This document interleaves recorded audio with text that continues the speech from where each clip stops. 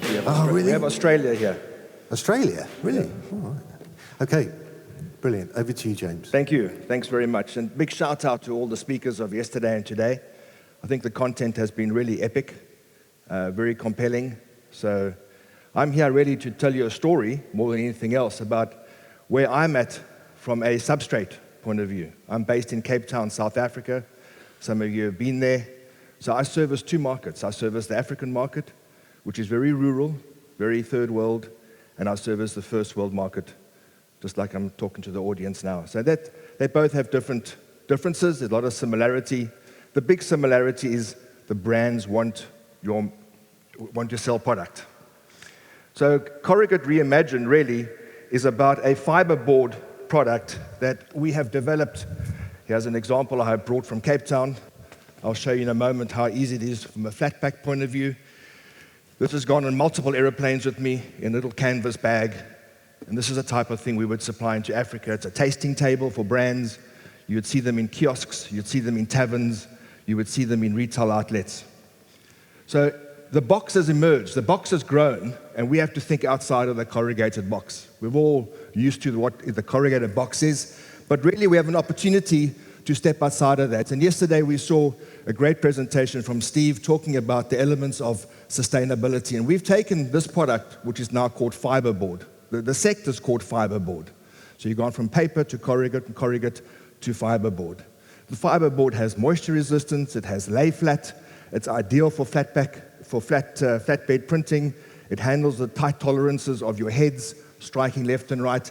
And really we service four main markets with the end product. So we have become we're a substrate manufacturer, but we have really morphed over time into solutions providers. We develop design, we provide our customers with design skills and design knowledge, we provide them with cut files.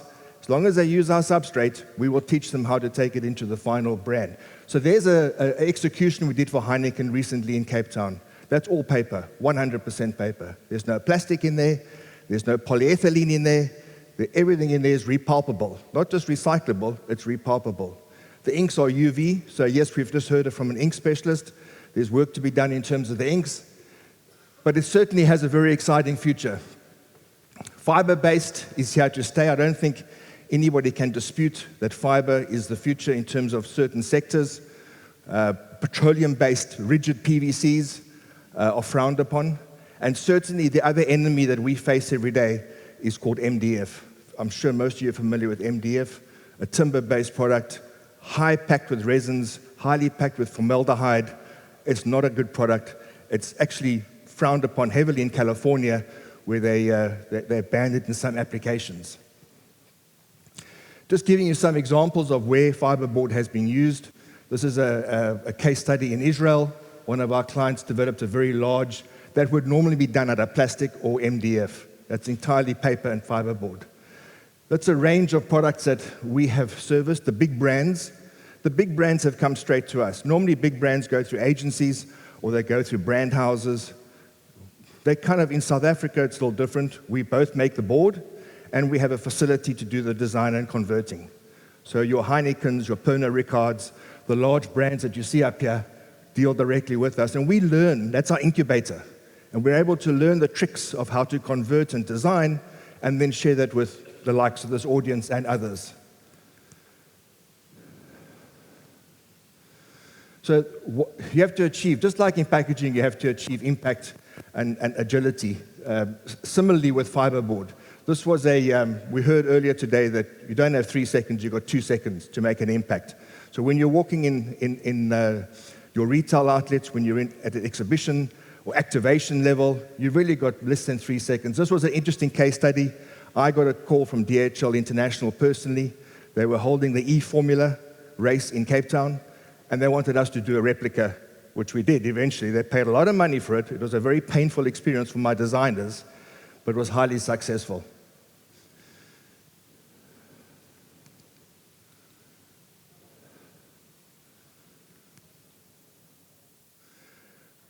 Exhibitions, we've heard about flatbed printing in the last few days. We have a range of OEMs here, from HP to AGFA and others. The ability now to print textures. That booth is entirely paper, printed on one device and then goes through the CNC. So your convergence of technologies is quite profound. It wasn't possible 10 years ago. You've got a lightweight substrate, you've got some clever designers, you've got very clever software, design software, you've got graphic files that can be manipulated at the front end, you've got the ink technology, and you've got the print technology, and then you have the CNC cutting. So your ability to cut shapes, and let me just show that to you in a second.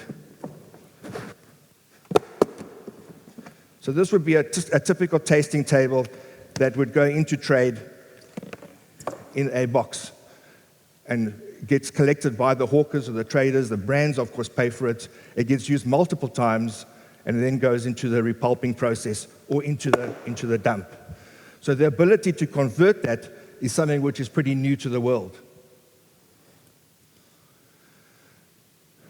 There's an example that's, of what I'm talking about in terms of the V-cutting capabilities. Pop-up shops, very much popular today. Rather than use MDF, rather than use plastic. Here's a client of ours called Nula. They're involved in children's prams and children's accessories. Pop-up shop, entirely fiberboard, paper, used multiple times.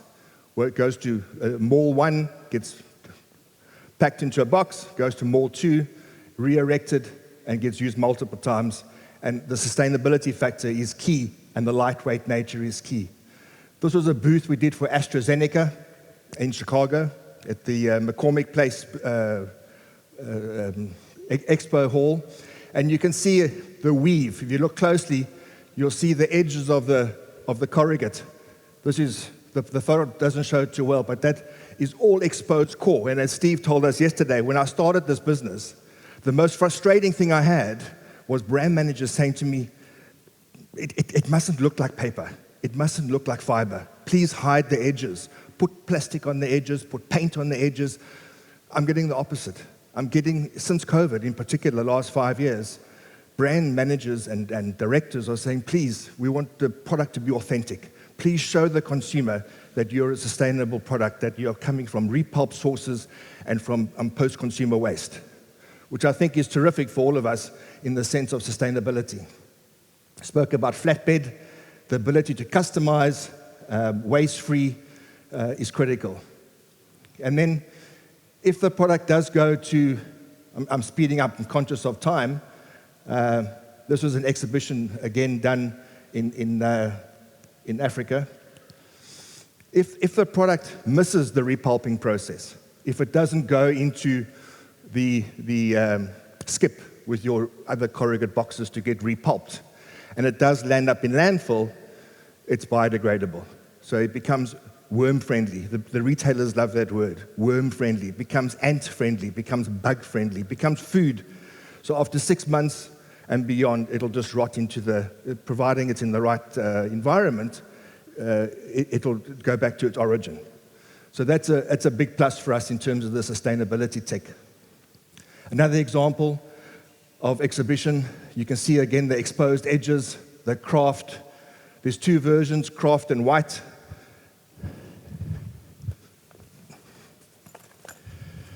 Both printable. And as Steve said yesterday, there's always a perception that this is more repulpable or this is more eco-friendly. Not necessarily so, but they are both ideal for printing and have the ability to be load-bearing. And so that, again, 100% paper, that entire booth. Various print grains for the wine industry. It's a very big sector for us back home.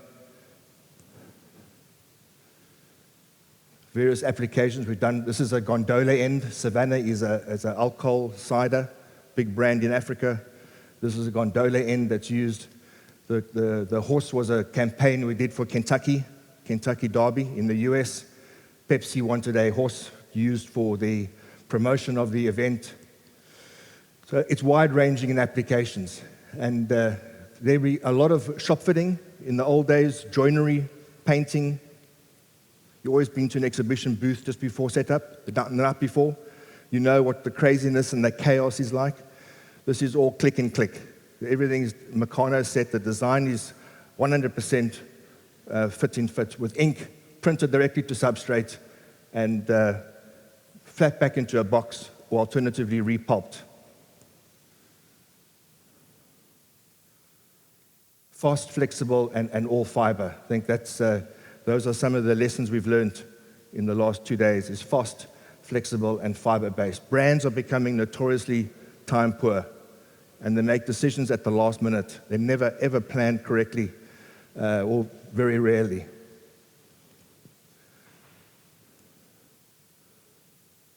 And thank you. That's an application we did for a large retailer in South Africa. That would have been wood in the past. That's all fiber. The metal gantry is what holds it up, and it's literally a slot-in-slot process that when you're sitting having your coffee in that particular cafe, that's paper up there. That's not wood. So the cost-down benefit is enormous. The engineers, the gantry to hold it up, the time, the speed, it's marvelous. Thank you. Hey, James. Awesome, thank you. And Xanita have also been very involved in the Sustainability Manifesto as well, so appreciate you coming this way and giving a great talk and being a part of it.